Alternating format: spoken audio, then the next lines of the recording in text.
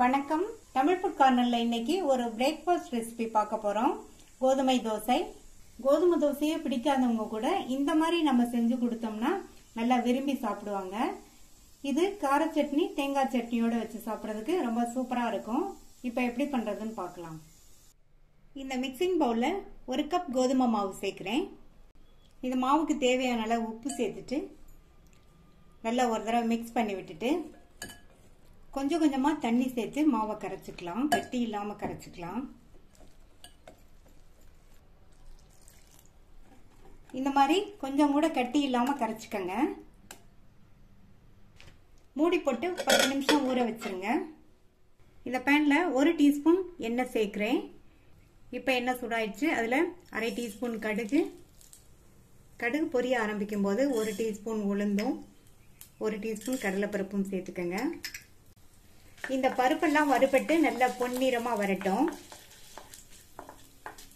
அடுத்து இதுல ஒரு சின்ன சைஸ் வெங்காயத்தை கட் பண்ணி சேர்த்துட்டு அதுக்கப்புறமா 2 பச்சை மிளகாவை நல்லா பொடியா கட் பண்ணி சேர்த்துக்கங்க.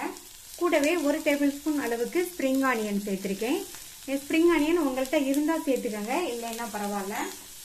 கட் பண்ண கருவேப்பிலை இலைகள் கொஞ்சமும், இது கூட 2 பிஞ்ச் பெருங்காய பவுடர் சேர்க்கிறேன். பெருங்காய பவுடர் சேர்த்தா நல்லா மணமா இருக்கும். ஒருவேளை உங்களுக்கு பெருங்காய பவுடரோட வாசனை பிடிக்கல அப்படின்னா 1 டீஸ்பூன் இஞ்சியை நல்லா பொடியா சாப் பண்ணி சேர்த்துக்கங்க. அடுத்து ஒரு மீடியம் சைஸ் தக்காளியை கட் பண்ணி சேர்த்துக்கிறேன். தக்காளியை விதைகளை நீக்கிட்டு தோலும் சதையுமா கட் பண்ணிக்கங்க. இப்ப இது எல்லாத்தையும் நல்லா 1 நிமிஷத்துக்கு வதக்கி விட்டா போதும். இது கூட 1/4 டீஸ்பூன் உப்பும் சேர்த்து வதக்கிக்கங்க. மாவு கரைக்கும் போது உப்பு சேர்த்தோம். இப்ப இந்த வெங்காயம் பச்சை மிளகாய்க்கு தேவையான அளவு உப்பு சேர்த்திருக்கேன். இப்ப 1 நிமிஷமா வதங்கிடுச்சு. இதை எடுத்து மாவுல சேர்த்துக்கலாம். மாவு 10 நிமிஷமா ஊறிடுச்சு. நம்ம வதக்கி வச்சதை இதுல சேர்த்துக்கலாம்.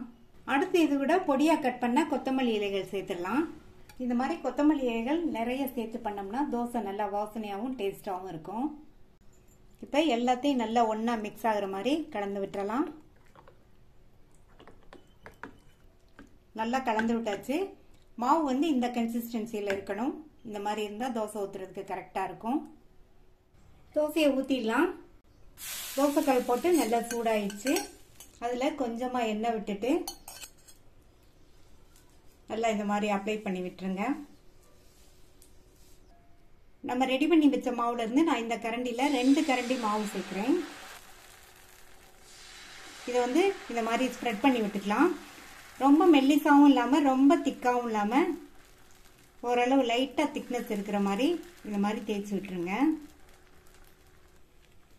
தோசை வெந்துட்டு இருக்கும்போது ஸ்டவ் மீடியம் ஃப்ளேம்லயே இருக்கட்டும். இப்ப தோசையோட மேல் பக்கம்லாம் நல்லா ட்ரை ஆனதுக்கு அப்புறமா இதுல நம்ம எண்ணெய் அப்ளை பண்ணிக்கலாம். இப்ப தோசையை பரட்டி போட்டுக்கலாம்.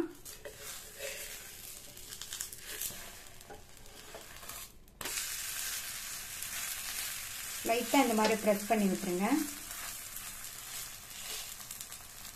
பரட்டி போட்டதுக்கு அப்புறமா தோசை அந்த சைடு வெந்து வர்றதுக்கு 2 நிமிஷம் ஆகும். அது வரையும் இருக்கட்டும்.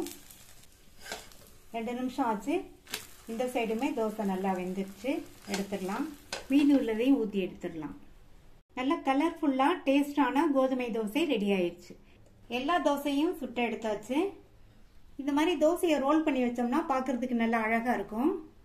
இந்த தோசையை நான் இன்னைக்கு பிரேக்ஃபாஸ்டுக்கு ரெடி பண்ணியிருக்கேன். இதுக்கு சைட் டிஷ்ஷா கார சட்னியும் தேங்காய் சட்னியும் வச்சிருக்கேன். 2 சட்னியுமே இந்த தோசைக்கு சைட் டிஷ்ஷா தொட்டு சாப்பிட்றதுக்கு ரொம்ப சூப்பரா இருக்கும். யூஸ்வலா பிளைனா கோதுமை தோசை ஊத்துறதை விட அதுக்கு ஒரு தாளிப்பு கொடுத்து வெங்காயம் தக்காளி எல்லாம் வதக்கி மாவுல சேர்த்து நம்ம தோசை ஊத்தினோம்னா தோசை நல்லா சுவையாகவும் இருக்கும். பாக்குறதுக்கு நல்லா கலர்ஃபுல்லா அட்ராக்டிவா இருக்கும். நீங்களும் இதை ட்ரை பண்ணி பார்த்துட்டு உங்க கமெண்ட்ஸ் சொல்லுங்க. தேங்க்யூ.